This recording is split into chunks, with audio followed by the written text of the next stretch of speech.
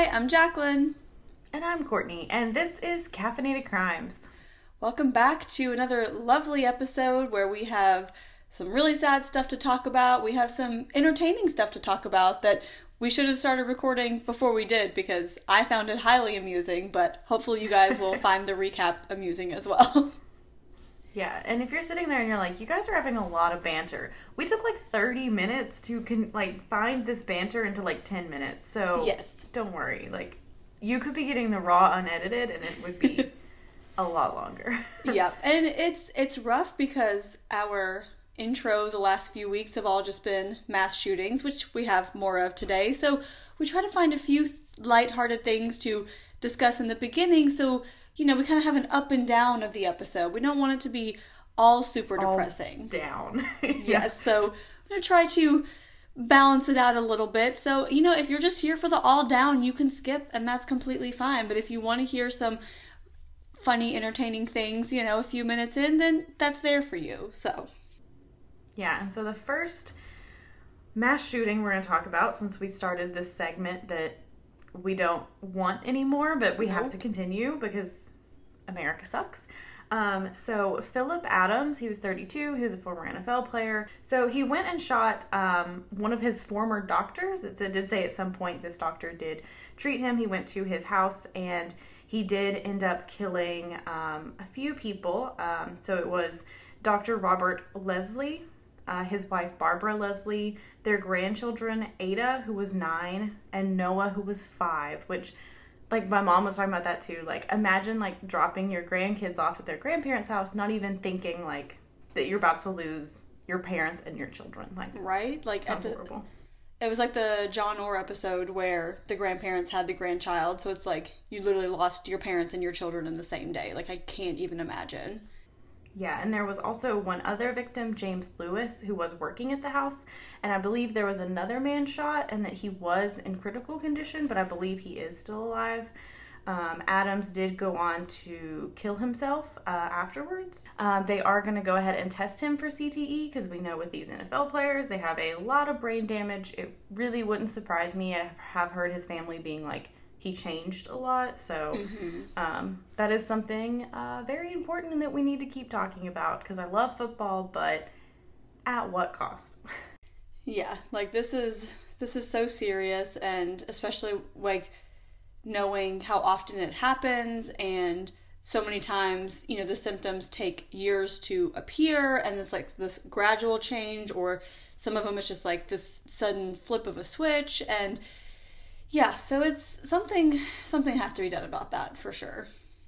Yeah. And our second mass shooting of this week, because there's always 2 or more, this was in Bryan, Texas. So 27-year-old Larry Bolin, who worked at the Kentworth Cabinet Company, shot up his work for reasons unknown. At the time that we were recording this, one person has died. He was 40-year-old Tim Smith, and 4 others were shot and taken to the hospital in critical condition.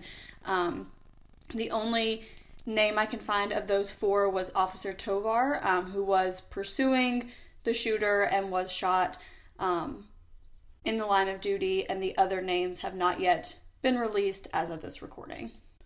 So yeah, again, like we're saying, like it's just crazy how much is happening. I know there's been a lot of shootings here in Knoxville. I know you were telling me there's a lot of shootings in Richmond.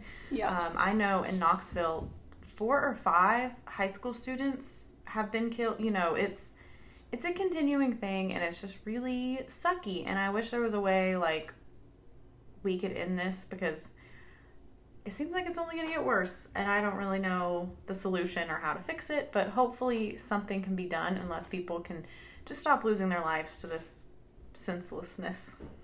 Yeah, here in Richmond a couple weeks ago, in a very affluent neighborhood, which is not to say that that can't happen, it just typically doesn't, a 12-year-old girl was walking down the street, and I think he was 16. They haven't released his name because he's a minor, but I guess a boy that she had some sort of relationship with or did not want to have a relationship with, you know, whatever it may be, just shot her walking down the street. So Yeah, it's just if you super have sad. Children, anyone, any minor in your house, just be sure and lock up those guns. Like, I'm sure you are. If you're listening, I'm sure you're a responsible gun owner, but just make sure, because kids, their frontal lobes are not developed. They can't think everything to them. Like, you remember being in high school when it was like, my boyfriend broke up with me, the world is ending. That's not just them being dramatic. It really is. They have trouble forward thinking and thinking into the future. So just don't have anything around that they could ruin the rest of their life with. Yes, exactly. In other news, we do have some updates from our former owners, England. Don't know why I said it like that. But Prince Philip did pass away. He was 99. So, that's pretty big news. It took me on a deep dive of the British monarchy, and apparently they were cousins. I didn't know that. Third interesting. Cousins. Okay.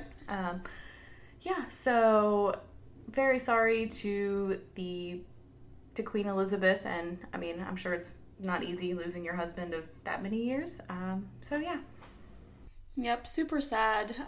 Also, other big name deaths. Rapper DMX died this week.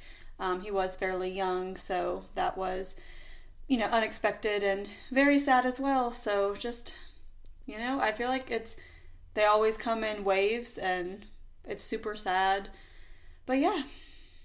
Yeah, and I know it was super, sucky with that too, because, we heard about his heart attack, and then they first reported it as a drug overdose, I think. Mm-hmm. And then they were like, no, that wasn't true. It was a heart attack. And then, I swear every day leading up to it, Kevin and I were like, is this true? Because people would be like, oh, he died. Oh, it's official, he died. Yeah. And it got to the point that the family's lawyer or attorney or something, somebody was like, hey, please stop. The family will make a statement tomorrow. Can you guys just stop doing this? Yeah. Goodness, that has to be so hard too, especially if he's fighting for his life, and as his family you keep, scrolling social media to occupy yourself while this is going on, and you just keep seeing all these headlines, and you're like, he's not dead yet. He's still right here. Please stop. Yeah. Also, an update from our Martha McClancy episode. We talked about Chuck Kaczmarzyk did have a parole hearing coming up. The website is a little glitchy, it looks like, but it does look like that was denied as of this moment. He is still in prison. I can keep periodically checking up on it, and if he does end up getting released, I can let you guys know, but it's probably likely he'll be in there until the end of his sentence. Yep, definitely. So now that we got all of those crime and death updates out of the way, just a couple of lighthearted things before we get into today's episode. I have to tell you guys about my experience with this squirrel this week. So, and this is the most Jaclyn thing that's ever happened. Yes, but, it is. I really, really enjoy watching the wildlife everywhere, but especially at my house, and you get to know the creatures that are there. Anyway, so I was sitting on my front porch, and I see this squirrel running back and forth between two trees. And it's carrying this massive thing. At first it looked like a balled up sock or something. And then I was like, does it have a tumor? What is going on? Because this isn't just a nut or something. I don't understand. And so it went back and forth several times. And every time it did, I would jump up from my chair to peer over the railing and look at him. And then the last time he slowed down enough that I could see he was carrying a baby squirrel. And it was its little legs were wrapped around its neck, and it was the cutest thing that I've ever seen. So then, of course, I had to start Googling about baby squirrels, because I'm like, what are they doing? What is happening right now? So I guess sometimes they'll move them from one nest to another, so I'm guessing that's what happened. So this mama squirrel is just going back and forth, moving her babies from this nest to this nest. And it was the coolest thing. And then I went inside to eat dinner, and I see the squirrel run across the yard again, and so I jump up and sprint to the window. And at 8 months pregnant, that's the fastest I've moved in weeks, but I had to see this squirrel. So, which is when I said that after a year of working from home and quarantine and COVID, Jaclyn has officially finished her transition into a watchdog. Yes. She's officially become her dog Rosie. Yes, Rosie and I are the same being. And yeah, so you do what you got to do, but I was very invested in those squirrels, and I just had to tell you guys about them because they were adorable. And then I Googled, like, pictures of, like, squirrels carrying baby squirrels, because, like, I'm telling Courtney about this, and I'm like, you have to, like, see this visual, so I had to, like, send her a picture of it, and it was a whole thing, but it was for sure a highlight of my month, year. I don't know. Life. It was great. Right. The birth of my child? Nope. These squirrels. Baby squirrels. Yep. Yeah, I don't think I've ever seen, like, a baby squirrel being carried like that. That is so, like, I wonder why they carry them like that. Like, what the, you know, nature, history, genetic, blah, blah, blah is. All that good stuff. I don't know, but it was amazing. Yeah, so also, guys, if you remember back when I first recorded in this apartment that episode, we talked about there was a ghost in my house. Mm-hmm. And he's back, but he moved walls. Yep. Went over. Or she. Sorry, don't mean to. I mean, it's a new build, so I'd be pretty surprised. But, yeah, so, like, last night, Kevin and I, like, heard this loud thunk. And we originally thought it was, like, our neighbor, like, telling us to shut up, basically. And then our neighbor comes to our door, so we go down, and he was like, just seeing if everyone's, like, all right. And we're like, we thought it was you. And he was like, I thought it was you. And it's like, Yo. Okay, what's happening? So then when we were trying to figure out what to talk about, I start hearing, not as loud, but, like, loud thunks. And I'm like, Kevin, is that you? And he was like, I thought it was you. Like, I don't know what's happening. I don't know where these thunks are coming from. I don't know what to do. So. And again, very weird because Courtney is the first person to live in this apartment. So who is this ghost? What are you doing? Why? I don't know. Do they follow you? God, am I on an Indian burial ground? I mean, it could be very likely. It could happen because I mean, this was just like a patch of land. Like nothing's like been here before these. Like if you look on Google Maps, it's still just a patch of land. So I'm just like, what is happening? Like, did something like fall between our apartments and is outside just like going at it? I don't know. But it's very weird. And we hear like loud noises frequently. Like we're always just assuming like it's one of our neighbors, but we hear loud noises like frequently.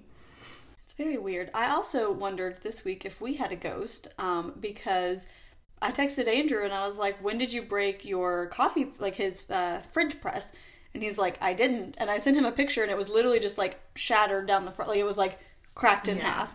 And he was like, I just used it yesterday and it was fine. I don't know. And so he has no idea how it broke. And then I went to wash dishes and then I picked up our like strainer and like the bottom piece is gone and like broke off. And I'm like, okay, like what is this ghost doing in my kitchen? Like breaking my shit? Like why? Like what did I do to you? So I don't know. But very weird, very odd. Which, talking about ghosts, we need to do another haunted houses episode soon. Yes. I always enjoy those. Let us know if you enjoy those. They get a little bit less listens. So let us know if you want us to do that. Yes, definitely. So now that we've talked for 15 minutes, we can get into this just depressing story, which is one I hadn't heard of. Yep. So this comes as a request from Jaclyn's friend, Devin, and so thank you. I'd never heard of it, and it's pretty crazy, so I don't know how I hadn't heard of it. This is a huge one that, again, very shocking that we didn't know it, so thanks for the suggestion, Devin. We hope you like it. Let us know. Yes, so our sources for today, we use the book Body Dump by Fred Rosen, the book The Spider and the Fly, A Reporter, a Serial Killer, and the Meaning of Murder by Claudia Rowe, Good Old Murderpedia, the Poughkeepsie Journal, and Crime Stories documentary.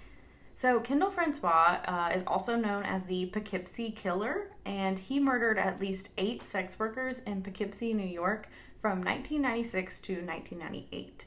So Poughkeepsie, New York is a pretty small city. It has a population of just about 32,000, and it's about 2 hours north of New York City. And in the city, a lot of people like know each other because it is so small. So often like police officers knew the sex workers and like knew who they were. So that kind of comes into it later with kind of understanding like who they are. Mm-hmm. So in October 1996, Wendy Myers, who was 30, was reported missing to the town of Lloyd police in Ulster, New York.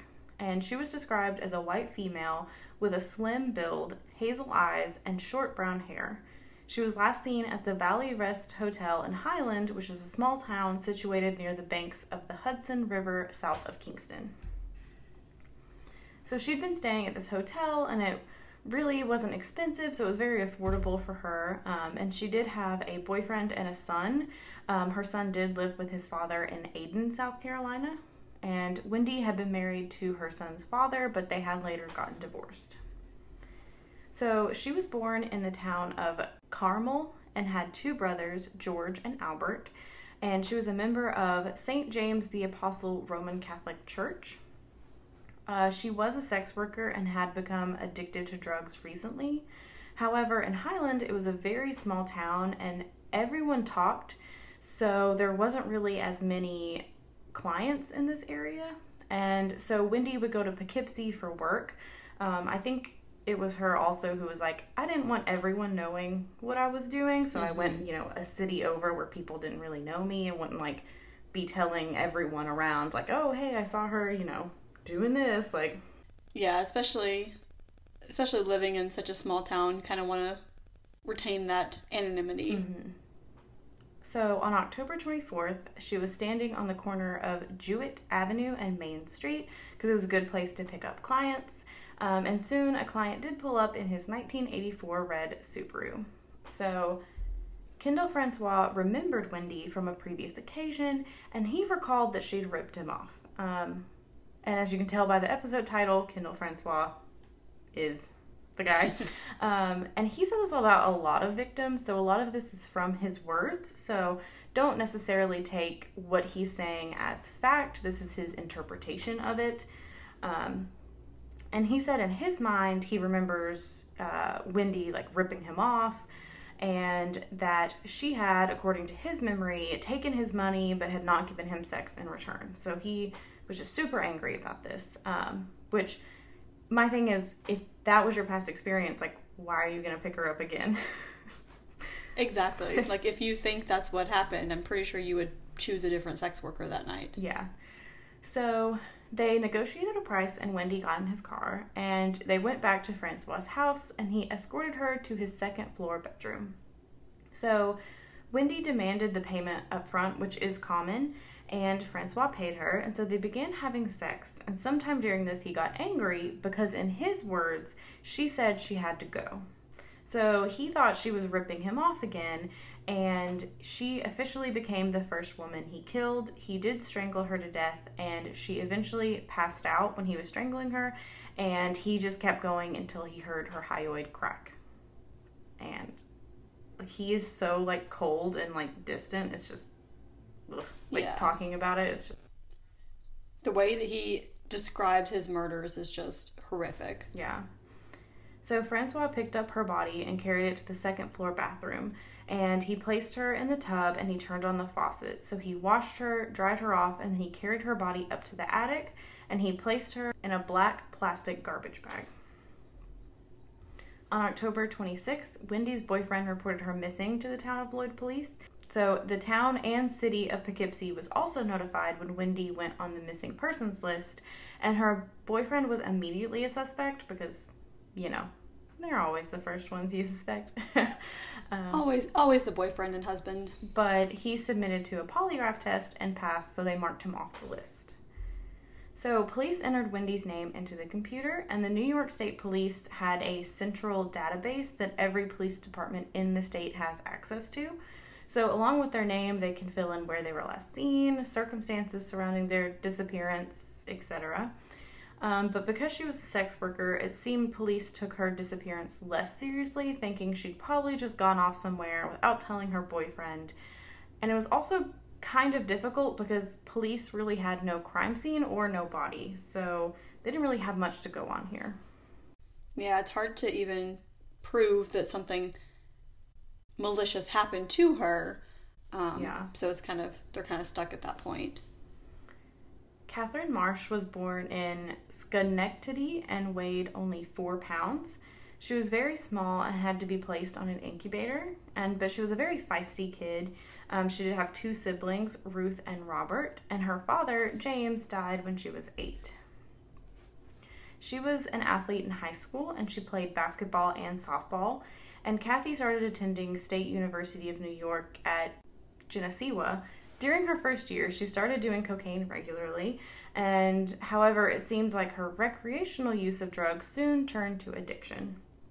And she had been arrested previously on drug charges and sex work, and she worked more in Syracuse. Kathy did have 2 daughters, Erin and Grace, and in 1995, she allowed her children to be adopted because she believed she could not be the best mother for them due to her drug addiction. She then went to Poughkeepsie to enter a drug clinic and receive therapy. She had been to rehab many times before as well, but this time Kathy got a sponsor and she was working really hard on her recovery, and she began taking classes at Dutchess County Community College. But unfortunately, Kathy did relapse and started using cocaine again, which is when she decided to turn to sex work again. Francois was a regular of hers. So on November 31st, 1996, Kathy got in the car with Francois and went to his house. So again, Francois becomes angry and strangled her as well. He placed her in the attic. And it was later revealed she was pregnant with her 3rd child when she was murdered, and it would be months before anyone knew Kathy was missing or linked her to the other missing sex workers because she wasn't in regular contact with her family, and she was reported missing in March. So, Gina Barone was born in Yonkers, New York, and her parents had separated when she was young, and her mother moved to Poughkeepsie shortly afterward and rented a small apartment together. Her mom said she was very shy and well-behaved, and a classmate of Gina's said that she was really nice and kind. She started hanging out with kind of a rough group of friends when she was 15 and started using drugs and dropped out of school. She still lived at home with her mom at this time, but her mom soon found her on the street engaging in sex work. So Gina officially moved out when she was around 21 years old and spent the next few years bouncing around and staying with different friends. When she was 26 years old, she had a baby girl named Nicole Renee, and Gina's mom, Patricia, started caring for Nicole. Unfortunately, Gina's drug addiction is likely what led to her sex work, similar to Wendy. Francois and Gina have been together a few times. Gina was 28 years old and had a small build, brown hair, and an eagle tattooed on her lower back, and on her right arm she had another tattoo that read Pop. So she has a very similar description as Wendy did. On November 29th, 1999, Gina had an argument with her boyfriend. If you look this up, other sources might report that she was just having a dispute with an unidentified man, but both the book I read and Gina's mom say it was an argument with her boyfriend, so this is what we're reporting, just if you look up details on your own and ask why we did it differently. So he left her in the area of Academy and Church Streets. She had on a pair of jeans and a close-fitting shirt. So Gina decided to make some money when Francois pulled up, and they agreed on an arrangement. After sex, Francois says Gina asked him for her money, and he remembered thinking he'd been ripped off.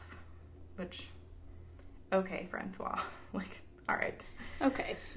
So he also commented that she started complaining during sex, and he didn't like that.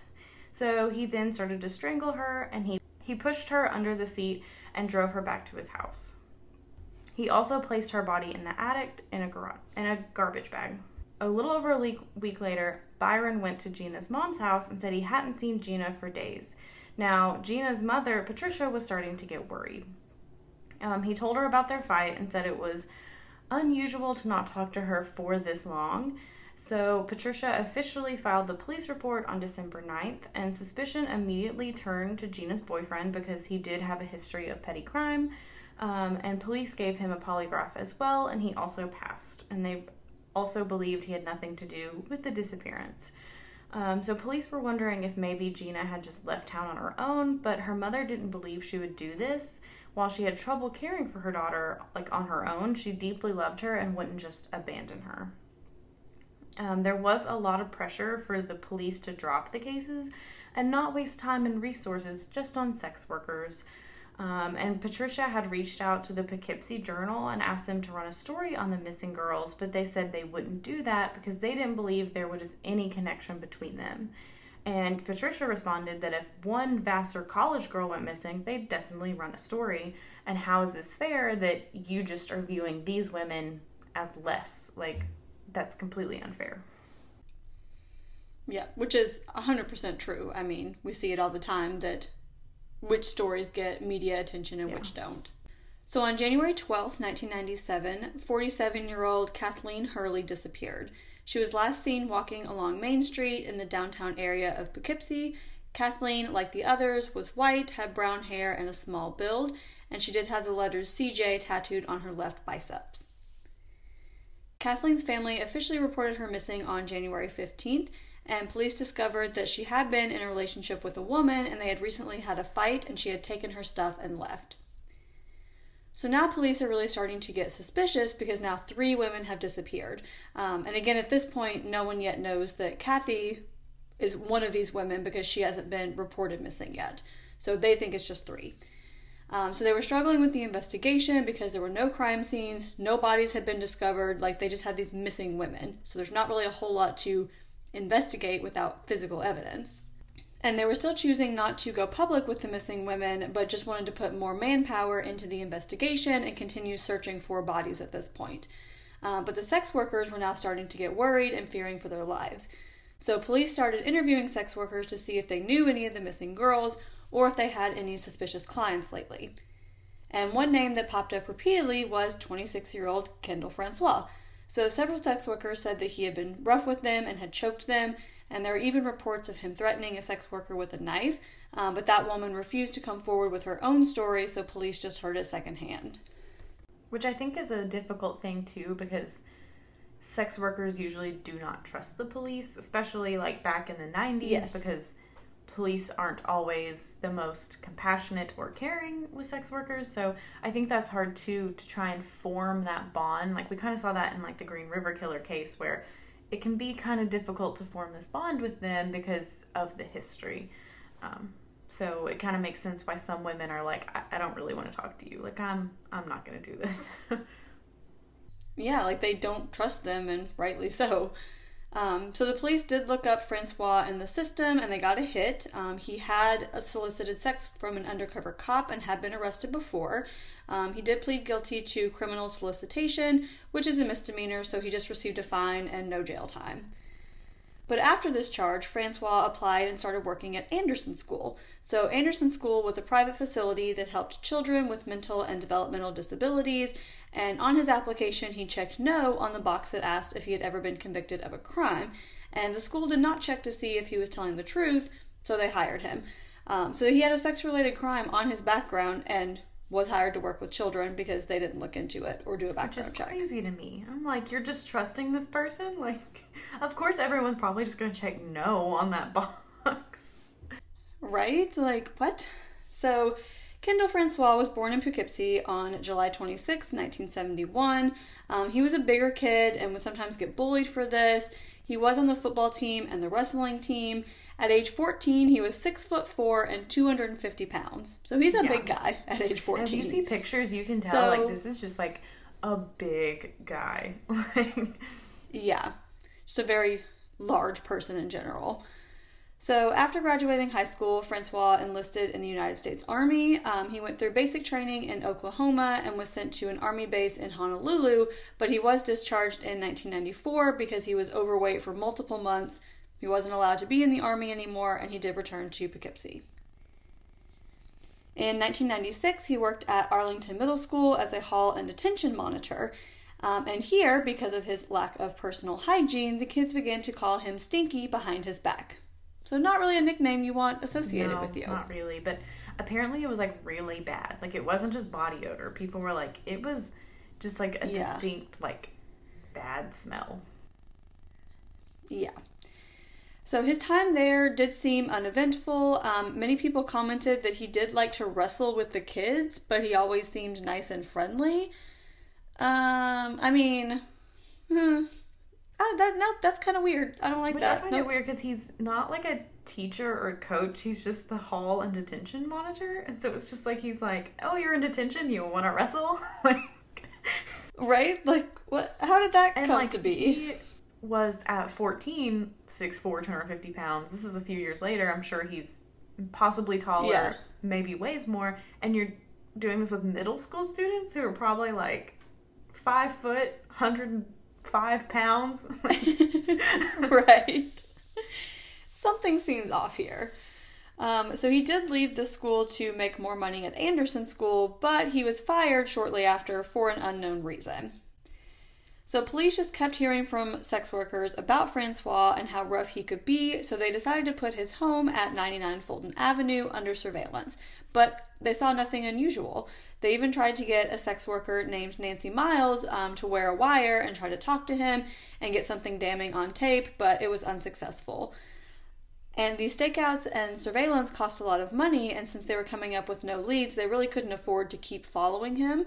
And also, they probably did not view this case as a priority because, again, in their words, it's just missing sex workers. So why would they put all this time and effort into it?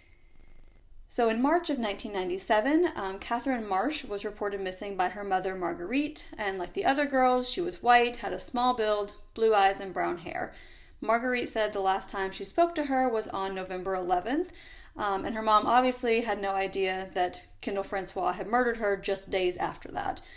So again, this was the woman that we talked about earlier who was murdered in November but was not reported missing until March. And I guess it wasn't unusual for her to go 6 months without talking to her mom. So finally, police decided to release some of the details to the media after 5 women. So, okay, cool. Yeah, so an article appeared in April of 1997 about how girls were going missing and how they could possibly have been abducted by a serial killer. However, the media just saw no reaction to the story. People didn't really seem to care, and no leads came from the article. So around this time, the disappearances seemed to stop. So it appears that Francois's parents were still living in the house with him while all these bodies were in the attic. Yeah. So it was like his parents, him, and his sister all living in this house where there are now 5 women's bodies in the attic. So. Yes. We'll get into that more later. But the disappearances did slow down for a time. But in September of 1997, Michelle Eason went missing. She was black and petite, so she generally matched the description of the other missing women, but again, she was black and the other women had been white. She was reported missing on October 9th, and on the same day that she disappeared, town police received a complaint that a 1984 two-door red Subaru was illegally parked at a medical office, and this car was registered to Francois. So the family moved the car, and it was later found in a no parking zone on Fulton Avenue. So tickets were issued on October 28th, 29th, and 30th, and then the car was impounded that day on the 30th. So police did not search the car, which is interesting because he's been on the suspect list the whole time. It's now in the city's possession. Yeah, you would think, like, this is our time. Like, this is our break where we could, like, just get the car and look at it. Like, the only thing I can think of is that they were afraid of finding damning evidence that they couldn't use because of, like, legal loopholes with warrants, but yeah, that's true. It does get tricky. Yeah, so Francois did retrieve his car on October 31st, and he decided at this point that he needed to get rid of it because there was likely evidence in it because he'd transported all of these women in it. So he decided to abandon the car and get rid of the plates, and police were never able to find it again. So he then bought another car, which was a white Toyota Camry. So on November 13th, 1997, Mary Healy Glacone, which I'm hoping is pronounced correctly, she was 31 years old and she was reported missing. The report was actually initiated by the police. So her mother had died the previous month, and her father was a retired New York State correctional officer, and he came to the police asking for help to locate her because he wanted to tell her that her mother had died because she didn't even know, and he couldn't find her. So police soon discovered that she was actually last seen alive in February of 1997 on the same Poughkeepsie streets as some of the other missing women. So on December 14th, 1997, the Poughkeepsie Journal published a story about the missing women under the headline, "Is There a Serial Killer Loose?" So the article listed all of the missing women and included a quote from Patricia Barone saying, "She's my daughter, my baby. I don't think she's ever coming back." And the story called out how there was no public outcry about these cases, and it was revealed in this story that the Poughkeepsie police had finally reached out to the FBI for a profile. So in January of 1997, investigator Bill Segrest looked over the file, and at this time another suspect came up. So he was named Mark King, but may also be Roy Chandler. A couple of different sources used the different names. It's clearly the same person, but we don't know which one is the correct name and which one is an alias. But this man was a sexual predator and was reported to get rough with sex workers as well. He was in his 20s, from South Carolina, and was a suspect in many assaults and even a murder there. He lived in a remote rural area outside of Poughkeepsie and had a lot of land to dispose of bodies if he wanted to. So there wasn't a lot of evidence against him, but they were able to search the land anyway. So they used Ramapo search and rescue dogs, but they didn't turn up anything. And there was no reason to arrest him, but they did continue to keep an eye on him. So Segrest also found a report that in interviews with local sex workers, Francois' name just kept coming up again. And the report said that he started squeezing a woman's neck too hard and she thought she was being killed. But then for some reason he stopped and took her back to Main Street. So that's interesting when he's killing the other women. But we did see that with Gary Ridgway, the Green River Killer, as well, where he did let some women go for some reason. I think I do remember in the book also, I don't know if this was speculation on the author's part or if this was Francois himself, but they did say, he would let some women go so that, women would be like, well, I mean, I was with him and, clearly I'm still here, I was fine or whatever. Even if he was, a little rough with them, he did, keep them alive to be like, look, I didn't kill them all, Yeah. So on January 18th, 1997, police asked Francois to come in and answer a few questions. So they had set up the room with pictures of the victims on one wall and pictures of his house, and they put quite a few pictures up so that Francois would know that they had been following him. They also put different files in bold letters that said things like Francois background, Francois work records. There was nothing in them, but they just wanted him to know that he was under surveillance. And they were really hoping that this would just scare him into confessing. But Francois denied knowing any of the women or frequenting sex workers or being rough with them. He was playing dumb, but he knew that they didn't really have anything or they would have charged him already. So he's like, I'm just going to try to play it cool. And police kept asking him about the woman who claimed that he had raped her at knife point. And he finally said that it wasn't a knife, it was a nail file. So the investigator's like, okay, take me to your house, show me your nail file, and then we can just clear you. So Francois agreed, so the officer drove him to his house. So Francois instructed him to go down the alley to the side door, and as soon as Francois opened the door, the stench hit him. And, even neighbors said this house stank. It was just a combination of urine, feces, stale sweat, and strange cooking odors. And the officer said that there was rotting food with maggots and cockroaches everywhere, and the place was just a mess. It just stunk. It was just a dirty, dirty place. And also, they didn't know it at the time, but you also have 5 decomposing bodies in the attic that are probably adding to this stench. Yeah, and I think we get into this a little bit later too, but all of the other smells in this house were probably covering up the smell of decomposing bodies, which really tells you how bad these smells were, that they could cover up the smell of a decomposing body, which from what I've heard is a very distinct smell. So the officer went into the house with him, but Francois insisted that he only go to his bedroom and not wander around the house or look anywhere else. So the officer said his bedroom was worse than the rest of the house. And while Francois looked for the nail file, the officer was searching around the bedroom to see if he could find anything that would connect him to the missing girls.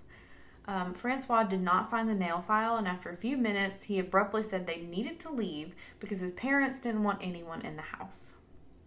So the officer tried to go downstairs into the basement, but Francois grabbed his collar and pulled him back and told him that wasn't the way out of the house.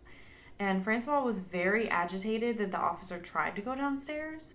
So the officer then drove him back to the station where he agreed to take a polygraph test.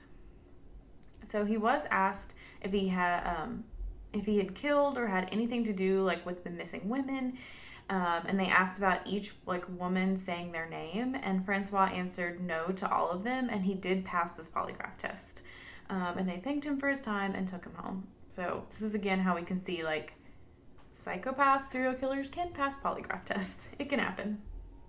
So on January 23rd, 1998, Laura Gallaher was also a sex worker in Poughkeepsie, and she went home with Francois. And during sex, he started to get rough and started strangling her, but she was able to get herself free, and she demanded that Francois take her back to Main Street. And when she returned, she told another woman of her experience. And this woman said she had a friend on the Vice Squad, so she told her friend, and that officer notified Segrest of this incident. So officers started a deposition and thought if Laura signed it, they'd have enough for a search warrant. However, Laura was getting uneasy and asked to leave. Again, it's kind of hard to trust the police in these situations, and she did walk away before signing the deposition. 3 weeks later, on February 26th, Segrest convinced Laura to sign that deposition, and Francois was brought in under a warrant for simple assault. Francois immediately asked for a lawyer, and the attorney, of course, advised him not to say anything. However, the district attorney was advising that this case might not go anywhere. It'd be Laura's word against Francois's, and Laura was kind of a reluctant witness. She was really having to be convinced to keep coming forward about her story. So Segrest lost his opportunity for a search warrant there, and they were told, do not go near his home, and you're not allowed to question him, because at this point they're like, if he had nothing to do with it, like, you could be harassing him, like, you're kind of stalking him, like, you're not leaving him alone, there's no, like, he did pass that polygraph test, like, there's no evidence, like, we don't need this on our hands as well. Yeah, because at this point there's nothing physical or definitive to tie him to these murders, so it's like, yeah, you're kind of reaching that harassment point. And on May 18th, 1998, Francois pled guilty to a charge of assault in the third degree, which is a misdemeanor, and he was sentenced to 15 days in jail, and he was given credit time served, so he only had to serve 7 days. Sandra French was born in Dover Plains in the 1950s, and it was a very small town with really barely anything. She was popular in high school, and her friends all called her Sandy. She was very active in school activities, and she wanted to go to stewardess school. And she experimented with alcohol when in high school, and it soon led to a more serious consumption. And the alcohol then kind of turned to stronger drugs, and she did have 3 children. One of her daughters talked about her mother's drug abuse and sex work and said she never tried to hide it, and she was just very open about who she was. And in 1981, Sandy actually shot a man. He did live, but her daughter Heidi did get teased a lot in the neighborhood and was called daughter of the shooter. And Sandy had been seen seeing her friends in Dover Plains on June 11th, 1998. And then on June 12th, 1998, Francois did pick up Sandy and took her back to his house. And Francois did strangle her. He also placed her in the bathtub and bathed her. And then he took her up to the attic. But the next day, he moved her to the crawl space in a shallow pit. 4 days later, on June 15th, her car was discovered by police in Poughkeepsie. And Heidi did report her mother missing. So Heidi was pregnant at this time. And Sandy called her frequently to ask how she was doing and how the baby was doing and if they needed anything. And Heidi actually gave birth on the day that Sandy was murdered, which is just heartbreaking that you're having to associate your daughter's birthday with also the murder of your mother. Like, that's just so sad. Yeah, like, that's so awful. And detectives did believe she fit the description of the other missing women. So at this point, the state was now going to start trying every effort to find the person behind the disappearances. So the FBI did provide a profile of the killer. They said that he would be male, white, late 20s to early 30s, have difficulty with romantic attachments, couldn't hold a job, was from middle to lower middle class, and had probably tortured animals in his youth. But really, this profile doesn't really get you any closer to any suspects. No. And it's also wrong. Yep. As we know. I mean, it makes sense why they said he would be white, but it didn't really give them any further leads. So in August 1998, Francois picked up Audrey Pugliese. I'm not sure if I'm pronouncing that right. I couldn't find any videos. I'm really sorry. Yep. He brought her back to his house and strangled her during sex. She had fought back, and Francois had punched her multiple times in the face, and he'd also stepped on her multiple times and broke ribs before he strangled her again and killed her. He put her body near where he put Sandy's body, and Audrey was never reported missing. And that one just makes me so sad because literally until her body was found, no one knew that this woman was missing. Like, and she's still never been reported missing, or no one has ever come forward to like claim her remains or anything, which to me is just like the saddest story. Yeah, and he was so, I mean, obviously all of these are brutal, but so extra harsh with her because she fought back, you know, so the last few minutes of her life must have been just so horrible. Katina Newcaster was 25 and a mother to 5. She did have a boyfriend, Christopher Briggs, and she had confided in him that she was struggling with getting clean. So Katina knew Francois from previous encounters, and on August 25th, 1998, he picked her up and took her back to his house. During sex, he started strangling her until he killed her, and he did eventually move her to the crawl space as well.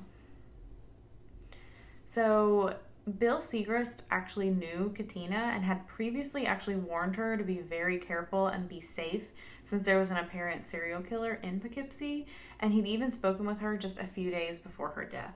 On August 27th, 1998, the newly formed Missing Women's Task Force held a press conference to let the public know that they were in this investigation.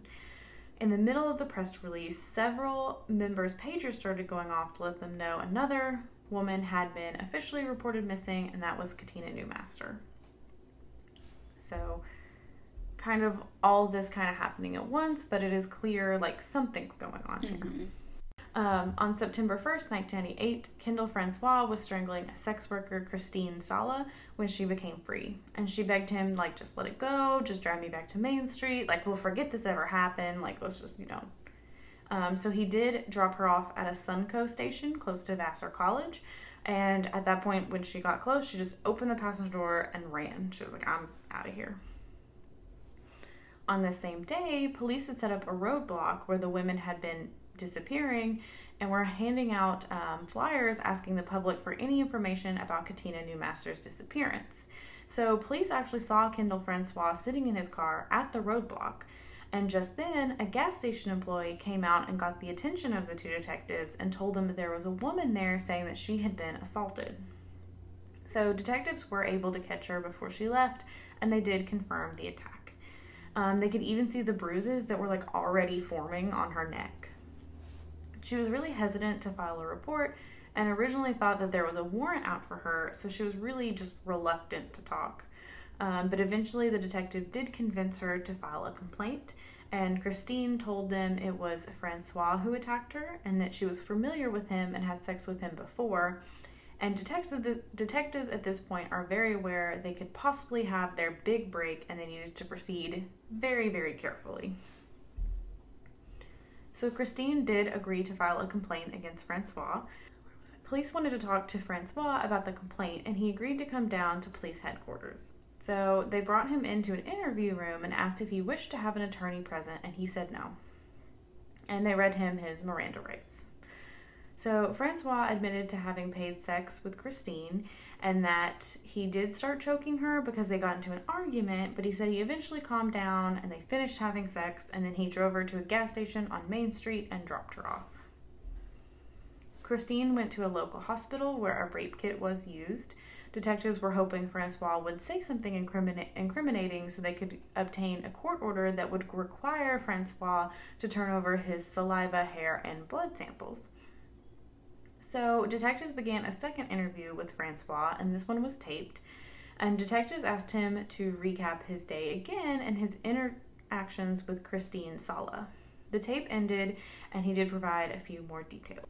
So when they told him they had a search warrant and were going to search his house soon, Francois asked to see the list of missing sex workers from 1993 and said he would tell them what happened. So Francois went through the pictures and placed the pictures of Wendy Myers, Gina Barone, Catherine Marsh, and Sandra French in one pile, and told detectives he killed them. He placed the photos of Michelle Eason and Kathleen Hurley aside and said he didn't know about them. And he looked at a photo of Mary Healy Gallaher and said he wasn't sure about her either. And he gave details about the women he killed and said the bodies were in the attic and the crawl space of the house. And when asked why he kept Wendy Myers' body, he said, "I don't know. Seemed easier than getting into a relationship." Okay. Mm-mm. So when asked about the smell of keeping bodies in the attic, he said the smell did come down, but when his mom asked, he just said there was a dead raccoon upstairs and he couldn't find it, that it was just an animal. So Francois also said he did not have sex with their bodies after they were dead, and when he was asked, he actually said, "What do you think, I'm sick?" Well, you just said that keeping Wendy Myers' body was easier than getting into a relationship, and you also killed all these women. Like, yeah, we think you're sick. We know you're sick. Exactly. Like, that's not the one thing that puts you over the edge. So they finally secured the search warrant and now had legal rights to enter Francois' house. So detectives knocked on the door and informed Kendall's father, McKinley, that they had a search warrant, and they rushed him, his wife Paulette, and their daughter Kirsten out of the house. And they went to stay with their eldest daughter, Raquel. So police established a perimeter and taped it off to preserve it, and many neighbors came up and commented on the stench of the house. And like we said earlier, the filth in the rest of the house is likely what masked the smell of the decomposing bodies and why the neighbors never reported anything, because there were so many other smells going on there. They're like, that house just stinks. Like, yeah. It smells worse today. Like, I'm not surprised. That doesn't seem unusual. So the forensic specialist commented that he could smell death as he walked up to the house. They saw a garbage bag near the crawl space in the basement, and trying to preserve evidence, they tried not to touch it too much, but they were able to see a knee poking out of the bag. They saw another bag as well that they assumed contained another body. And once they had established that there were human remains in the basement, they went to examine the attic, and walking through the house, they just noticed like the general filth that was all over this whole house. So once they got to the attic, they looked around and they noticed a clear plastic bag with human remains in it and many other bags that they assumed at this point to also contain remains. So they didn't want to go in and open the bags just yet because they didn't want to ruin any potential evidence. So crime scene specialists were now to enter the house and start their investigation. And detectives also started searching the rest of the house for any evidence. And in the house they found a few items, but the most damning was Audrey Puglisi's driver's license. And remember, Audrey had never been reported missing, so she wasn't even on their list of missing women. So 8 of the 9 missing women were found, and it took 3 days to remove all of the remains from the house to send them to the state's forensic pathologist office for the autopsies. The entire investigation of the house took 29 days, and using dental records, the body of Katina Newmaster was identified immediately. So police were able to immediately charge Francois with the second-degree murder of Katina Newmaster. So once this news came out, many newspapers were criticizing the police because Francois had been on their radar for years. And one article mentioned that her daughter had mentioned to the police twice that she barely escaped Francois' house, but the cops ignored her due to being a sex worker and having a drug addiction. However, Patricia Barone did come to the police's defense, saying that they did all they could and they took her daughter's missing person report seriously from day one. So she did defend them some.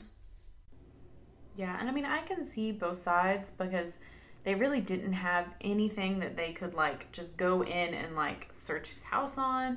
Like, I wish there was something more, like, they could have done, but I also think it's funny that the newspapers are criticizing them when the newspapers wouldn't run these missing women in the first place. Exactly. So on September 4th, they did positively identify Audrey Puglisi through medical records, and soon after, Wendy Myers was identified through fingerprints. And police continued to search Francois' home for any further evidence, and people soon brought flowers, ribbons, cards, and other items to remember the victims. They also heavily vandalized the house afterwards. Yeah. Like, after the investigation was done, like, there was just stuff written all over that house about just, like, hey, Francois, go to hell. Yeah, I can see that. So the district attorney convened a grand jury to formally charge Kendall Francois, and eventually all victims had been identified, the last of which was Kathleen Hurley on September 8th. However, like I said, they only found 8 of the 9 missing women in this house, and they had not found the remains of Michelle Eason. Francois also never mentioned Michelle as one of his victims. However, detectives still believed that he was involved with her murder. So on October 13th, he was charged with 8 counts of first-degree murder, 8 counts of second-degree murder, and attempted assault. He did plead not guilty on all counts, and with the first-degree murder charge under New York law, the district attorney can pursue the death penalty. So many believed that he would seek the death penalty, but he hadn't announced anything yet. He had 120 days from the day of the arraignment, which was the middle of February 1999, to make that decision. So Francois decided to plead guilty on December 23rd to avoid the trial and the death penalty. So they presented it to the DA as like a win-win. It would save the cost of a trial and execution. Francois would spend life in prison without parole. However, on February 11th, 1999, his guilty plea was not accepted. So his defense team appealed this, and on May 19th, 2000, in a vote of 7-0, the New York State Court of Appeals rejected the argument that the state had to accept Francois' plea. So on June 22nd, 2000, there was another court hearing, and in this one, Francois answered yes when asked if he killed each of the victims and assaulted Christine Sala. The judge also asked him if anyone helped him commit these crimes, to which he answered no, that his family had nothing to do with it. So the DA partially planned this to help the rest of the Francois family so that they would stop being blamed as well, because obviously people are like, you lived in the house with all these bodies, you had to have known something, and they're like, no, they really didn't. Yeah, and the district attorney, talked to the victims' families and was like, are you okay? If we do this whole, don't accept the plea, don't accept it, and just make sure to clear these people's names who clearly had nothing to do with it, and just get that on record that they had nothing to do with it. Yeah. So before these proceedings finished, the defense told the court that Francois was also HIV positive. So the plea was finally accepted, and the DA said that, like Courtney said, a lot of weight went into what the victim's family wanted, but they were happy with this because they knew that a prolonged legal battle when someone's sentenced to death would just be really hard for them to go through. So on August 8th of that year, the victim impact statements were read. The families talked about their loved ones and how Francois just ripped them away from the lives that they were living. Many told him that he deserved to die and burn in hell. Judge Thomas Dolan formally sentenced Francois to life in prison without the possibility of parole. So it was 25 years to life for each count to run consecutively. So in total, it was a minimum of 200 years in prison, and he was sent to Attica Correctional Facility. So Fred Rosen, the author of Body Dump, tried to investigate more into Francois' past.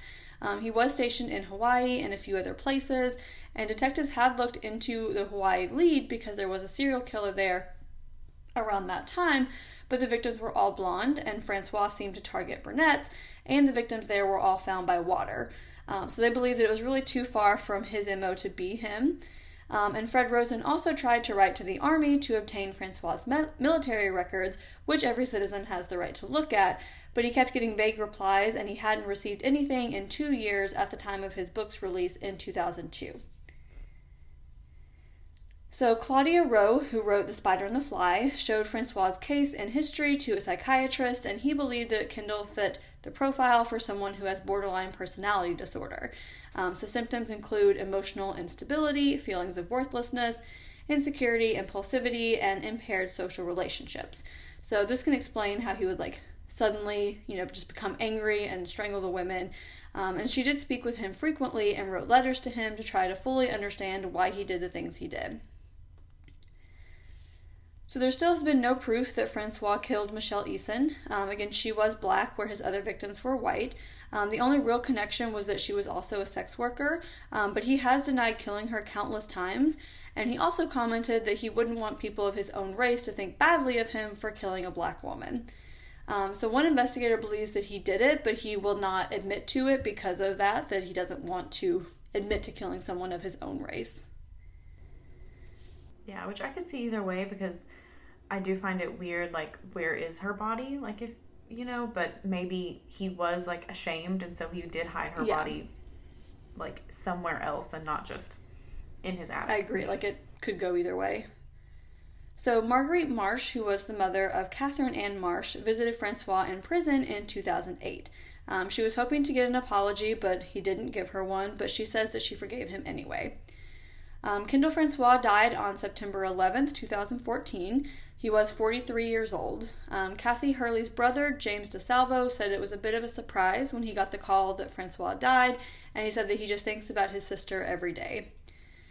So his official cause of death was ruled as natural causes. The spokesperson refused to say the cause of death, but 33-year-old Christina Sharp was in contact with him and said that he had cancer. So Christina and Kendall began talking in jail when they were both being held in the Dutchess County Jail. She was 17 at the time, and they started talking through the ventilation system and writing letters back and forth to each other. And Christina said that she was young and she just wanted to find out all the information that she could. But they did stop talking after she was released. But later on, she was really wondering what he did and decided to write to him again. And he did tell her that he had cancer and received chemotherapy in 2012 and 2013. So that's probably the cause of death, but it's never been officially released or anything. But that is Kendall Francois, the Poughkeepsie Killer, who murdered 8 or 9 sex workers, possibly more that we aren't aware of, in Poughkeepsie in the 90s. And again, this was one that we had never heard of, and just such a sad case. Yeah, especially with, so many women being killed and all that. It is just so crazy that no one ever talks about this. I've never heard a podcast cover this case personally. It's so crazy that it's such a big case and no one really knows about it. Yeah, definitely. And like we like to do, we again just want to recap the victims. So they were Wendy Myers, Gina Barone, Catherine Marsh, Kathleen Hurley, Mary Healy Jaclyn, possibly Michelle Eason, Sandra Jean French, Audrey Poughkeepsie, Katina Newmaster, and then of course he did attempt to murder Christine Sala and probably other countless sex workers as well. Yeah, who knows how many women he just abused and didn't kill who have lasting trauma from what he did. And from what the book said, a lot of sex workers knew of him and really did not like being with him in general. So there's that. Yeah, definitely. And the fact that he just kept their bodies in his attic and his basement, while his whole family lived there, just the trauma that family probably is going through. Yeah, absolutely. Being I lived in this house and just didn't know what was going on. Yeah. So, Courtney, what is your perk of the week? Okay, my perk of the week, you guys are probably sick of me talking about it, but I officially got my second dose of the COVID vaccine. In 2 weeks, I will be fully vaccinated. I'm very happy and very excited about that. Yes, that is super exciting. Such a thing to celebrate. Thankfully, Courtney was able to get her words together today because we were worried with that COVID shot brain. Who knows how recording's going to go, but I think she did a lovely job, guys. And we'll edit the rest. Yeah, thankful for editing, because sometimes, it's very weird how, it's just, my brain would just be, it's back when you're on the internet and, the little loading screens there, it's like that, where I was like, come on, say the words, and I just couldn't get it out sometimes, but... Yes, that is super, super exciting and such a thing to celebrate. Yeah, it's very exciting, and here's hopefully one step closer to a normal life again and not being stuck in the house, so hopefully that'll happen soon. Jaclyn, what is your perk of the week? Sorry guys, I kind of have the same perk of the week, except it's not me yet, but my perk of the week is that now my best friend, my in-laws, and my Nana have all been fully vaccinated. And my husband, my dad, and my brother and sister-in-law have all had their first dose. So we're well on the way to having a vaccinated bubble, yes, except for pregnant Jaclyn, but Jaclyn will be there soon.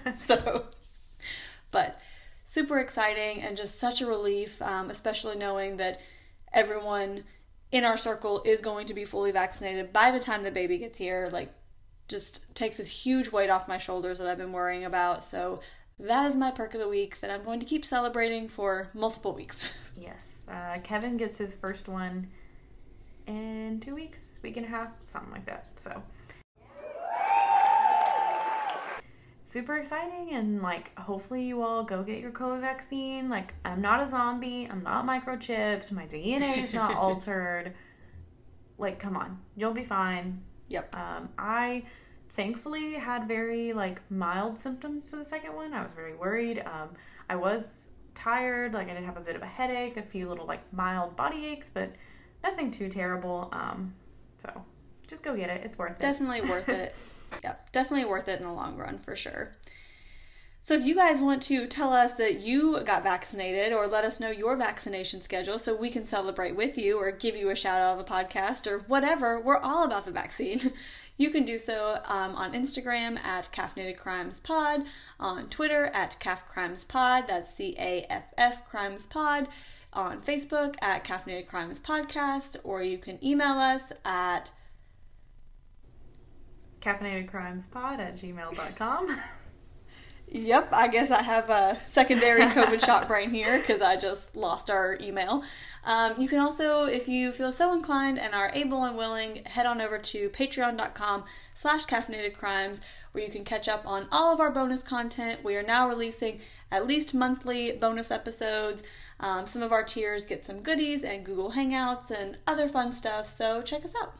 Yeah, and we are still doing our Apple Reviews giveaway. As soon as we get 50, we'll draw a name and we'll give them a pin, a sticker, and a $10 gift card to the coffee shop of your choice. And you can do all that. Just go ahead and make sure you leave some identifying information. Send it to us with your review before you submit it so we know. And do that because we want to give away goodies. But in the meantime, go have a cup of coffee. And don't commit a crime.